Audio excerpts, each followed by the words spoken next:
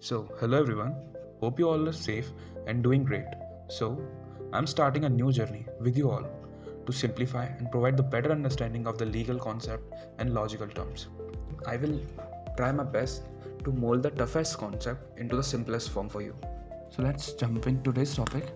So, in this video, we are going to discuss about the origin and development of law. क्योंकि जब कभी हम law की बात करते हैं तो कई सारी चीज़ें हमारे दिमाग में आती हैं, जैसे कि what is the definition of law and what is the classification of law and कई सारे स्कूल्स ऑफ लॉ। बट जो एक्चुअल लॉ है हमारा आज के टाइम का, वो कई सारी लंबी जर्नीज को फेस करते हुए आया है। मतलब एक वेरी बिगिनिंग ऑफ लॉ से लेके आज तक का जो हमारा लॉ है, इसके बीच में ये काफ़ी लंबा सा सफ़र तय करके आया है। So in this video we are going to cover this. So let's move forward. So the topics to be covered in this video were, firstly we will going to discuss about the basics of law. We will identify and understand the basic concept of law. That is, जब हम law की बात करेंगे तो क्या क्या चीज़ हमारे mind में आएंगी जो हमें समझने के लिए ज़रूरी है लॉ को पढ़ने के लिए. Then we will discuss about the origin of law, कि इन सब में लॉ की शुरुआत कैसे हुई थी. क्रोनोलॉजी समझिए जी, हाँ जी वही वाली क्रोनोलॉजी, जिसमें हम बात करेंगे कि किस पैटर्न में लॉ का धीरे धीरे डेवलपमेंट हुआ है, जिससे कि आज जो फाइनलाइज लॉ है हमारे सामने वो किस तरह से इवॉल्व हुआ है. We are getting into the very beginning of the concept of law. Then after we are going to talk about the historical roots of law all around the world, क्योंकि दुनिया में अलग अलग parts में law का अलग अलग तरह से डेवलपमेंट हुआ है. And we are going to discuss in this the origin of the concept of law in different region of the world. So इसमें हम लॉ की शुरुआत का वर्ल्ड टूर करने वाले हैं.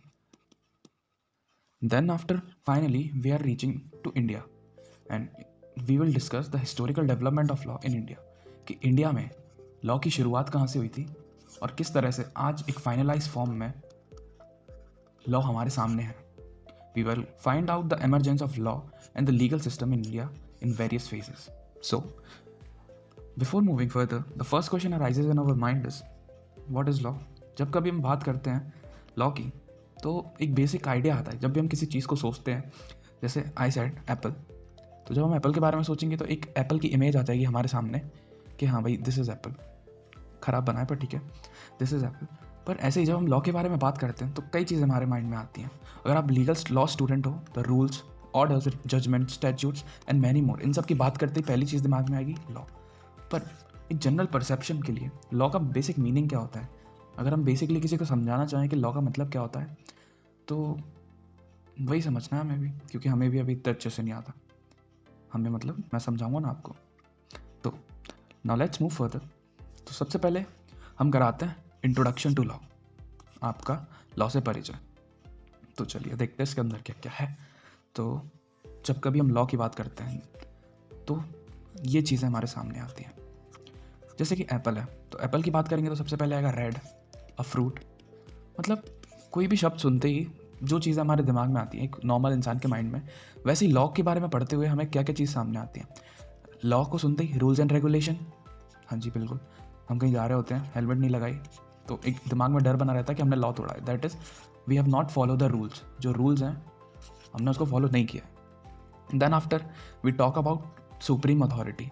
That is law creates and maintains a supreme authority, कि हमारे देश में, कई सारे देशों में जो सरकार है, अदर एडमिनिस्ट्रेटिव बॉडीज़ है और अदर वर्किंग मशीनरी है, ये सब अपने मन का काम कर सकती थी, अपने अथॉरिटी को लूज़ करके जा सकती थी, पर लॉ सुप्रीम है इन सबसे. Law is superior above all, जिसकी वजह से ये अपनी जो अथॉरिटीज़ हैं उन्हीं में बाइंड रह के काम करती हैं. ये सब इसके अंडर है, क्योंकि law creates a superior authority to every working machinery inside a particular nation.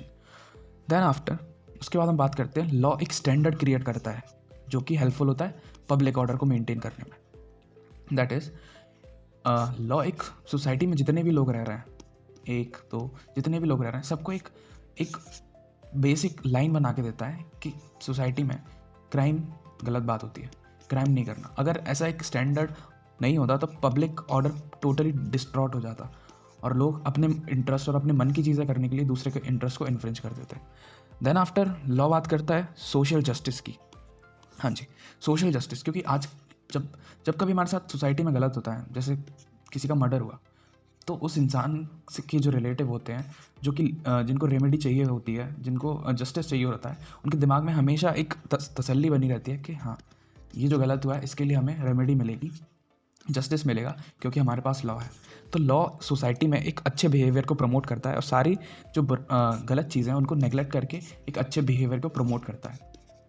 Then lastly एक चीज़ आती है प्रोटेक्शन ऑफ इंटरेस्ट, कि सोसाइटी कई लोगों से मिलकर बनी हुई है। तो सोसाइटी में अगर एक इंडिविजुअल अपने इंटरेस्ट को सेफगार्ड नहीं करता तो वो काम करता है लॉ। हर एक इंडिविजुअल का इंटरेस्ट दूसरों के इंटरेस्ट के साथ ही, मतलब एक पर्टिकुलरली हर एक इंडिविजुअल का इंटरेस्ट तो सेव करेगा ही, साथ में सोसाइटी एज होल का भी इंटरेस्ट सेव करेगा। तो these are the basic terms which we can thought about law when we hear the term. So अगर सिंपल से शब्दों में कहा जाए कि लॉ क्या है, तो basically law can be defined as a set of rules which we are bound to obey, और सिर्फ वही रूल जो कि स्टेट के द्वारा इन्फोर्स है। तो सिंपली अगर बात की जाए, अगर सिंपल शब्दों में बोला जाए, तो लॉ क्या है? ऐसे सेट ऑफ रूल्स हैं, कई सारे रूल्स हैं जिसके लिए जो नॉर्मल पीपल है उसको उन्हें फॉलो करना ही करना है, चाहे मन हो चाहे ना हो। और ये रूल्स इन्फोर्स बाय स्टेट, क्योंकि स्टेट, सिंपली अगर स्टेट की बात करें तो गवर्नमेंट, स्टेट मतलब जो हेड ऑफ द रूल करता है जिस भी नेशन को। अगर नेशन की बात करें तो वहाँ पर सरकार होती है। So the head of particular area जो कि उसको रूल करता है, अगर वो लॉज को इन्फोर्स कर देता है तो वो एक बाइंडिंग नेचर क्रिएट कर लेते हैं, और जो पर्सन होते हैं उन्हें ये फॉलो ही करने रहते हैं, ये वाले rules. And if they fail to obey these rule, सीधा सा आंसर है इसका सैंक्शन। हाँ जी, आपको सज़ा मिलेगी। और the failure to obey these rules would result in having facing certain repercussions and punishment. और यही मेन रीज़न है लॉज को फॉलो करने का। लॉज बनाए आपकी अच्छाई के लिए होते हैं, जैसे हेलमेट पहनना है, तो हेलमेट लोग इसलिए नहीं पहनते क्योंकि उनको डर है कि अगर उनका कहीं एक्सीडेंट हुआ तो उनको चोट पहुंच सकती है, इसलिए नहीं पहनते। लोग हेलमेट इसलिए पहनते हैं ताकि उनका फ़ाइन ना लगे, डेथ से ज़्यादा उन्हें फ़ाइन की चिंता है। तो अगर मुझको फाइनली लॉ को डिफाइन करना हो सिंपल टर्म्स में, तो I can say that law simply means a collection of rules, कई सारे रूल्स का कलेक्शन जिसको इन्फोर्स किया जाता है स्टेट के द्वारा। State provides its essence to these law, and these law to be followed by every people living in that particular territory, and if he fails to do so, then it will leads to its sanctions in simple terms can be said as punishments and fines।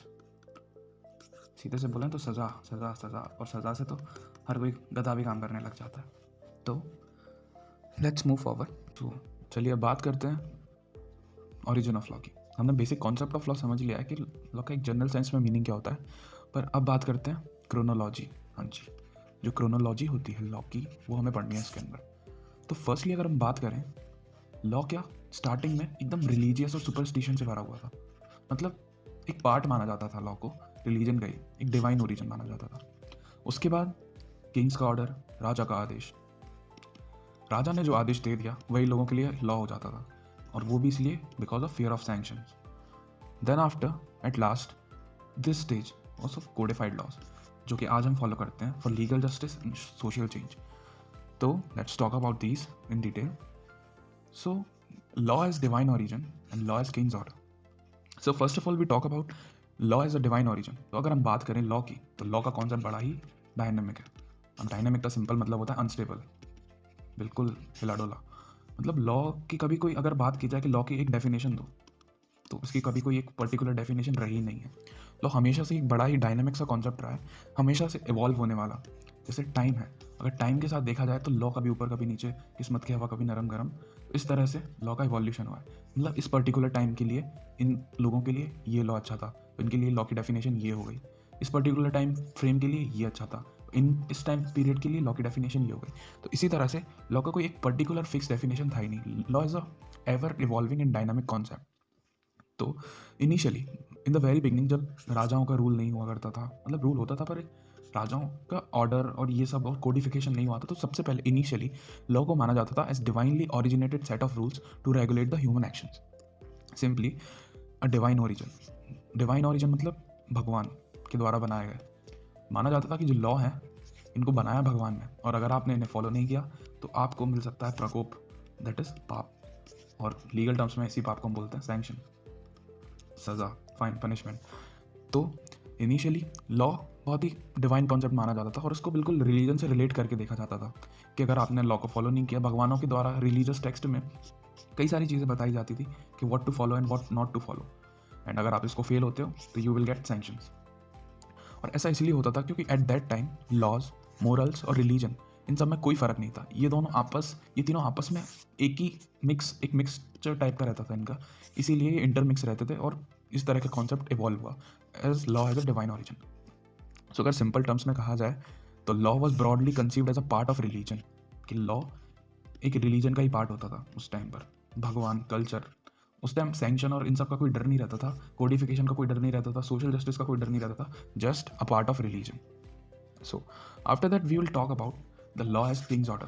तो उसके बाद क्या हुआ, इस time frame के बाद दूसरा time frame आया जहाँ पर रूलर वर सुप्रीम अथॉरिटी। जिस तरह से आज कॉन्स्टिट्यूशन ऑफ इंडिया सुप्रीम है, उसी तरह से उस टाइम कॉन्स्टिट्यूशन नहीं होता था, और उस टाइम जो रूलर होता था वो एक किंगडम का राजा होता था, और राजा ही सबसे सुप्रीम अथॉरिटी होती थी। राजा का आदेश सर आंखों पर।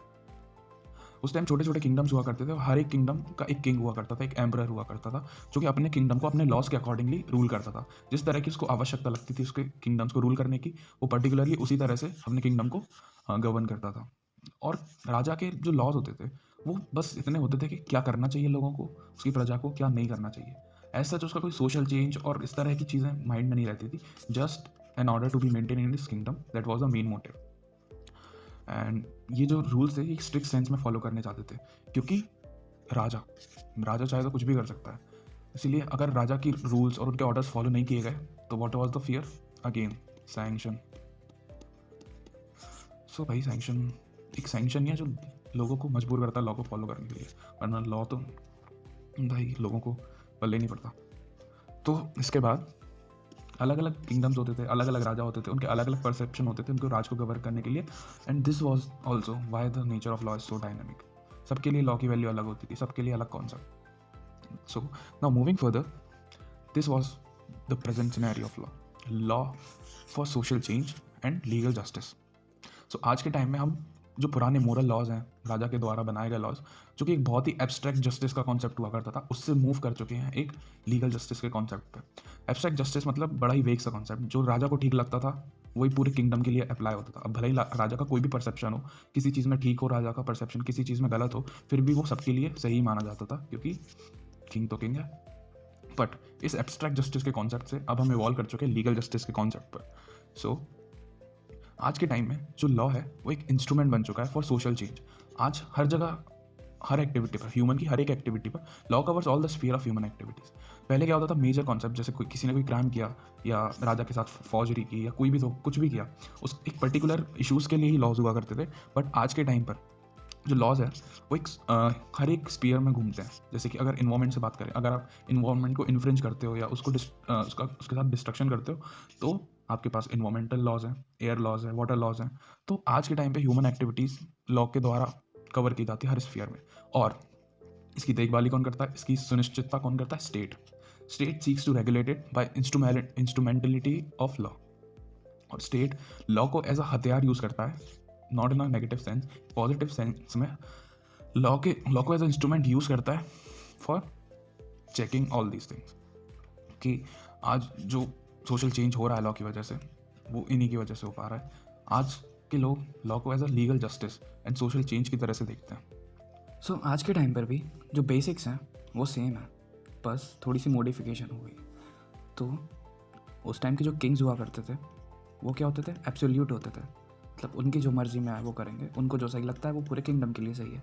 बट आज ऐसा नहीं होता। आज के टाइम पर किंग्स की जगह ले लिया गवर्नमेंट ने, मतलब पूरी तरह से a different concept. Government function करती है, गवर्नमेंट लीडर होती है एक देश की, बट वो काम करती है अंडर द लॉ की अथॉरिटी के अंडर ही गवर्नमेंट फंक्शन करती है। और इसी गवर्नमेंट के डिफरेंट फीचर्स हैं, डिफरेंट ऑर्गन्स हैं, legislature, executive and judiciary. Legislator creates the law, executive implements the law, and judiciary scrutinize and interprets the law. So basically we can see that there are so humongous and huge bodies working for the law. So इससे हम अंदाज़ा लगा सकते हैं कि जो law का concept है वो कितना इंपॉर्टेंट है फॉर अ कंट्री। सो अब आगे मूव करते हैं और चलते हैं वर्ल्ड मैप की तरफ। This is the world map, और यहाँ पर अलग अलग कंट्री, अलग अलग नेशंस, अलग अलग टाइप के सिस्टम ऑफ लॉ से गवर्न होते हैं। जैसे इंडिया की बात की जाए तो ये पार्लियामेंट्री रिपब्लिक फॉर्म से गवर्न होती है। This is the absolute monarchy form, and China for communist form. So basically दुनिया के अलग अलग सिस्टम में अलग अलग तरीके ज़रूर होते हैं, बट बेसिकली एक चीज़ कॉमन रहती है इनमें, वो है लॉ। सबको लॉ ज़रूरी है for governing. And that's all from my side. Hopefully आप कुछ अच्छा लेके जा रहे हो इस वीडियो से, कुछ नए कॉन्सेप्ट आपको पता चले होंगे। And even if you have some doubt related to this video, you can please mention in the comment section. Also, if you like my content, please subscribe to Educating Monk and hit the like button. So thanks for watching. See you. Have a good day.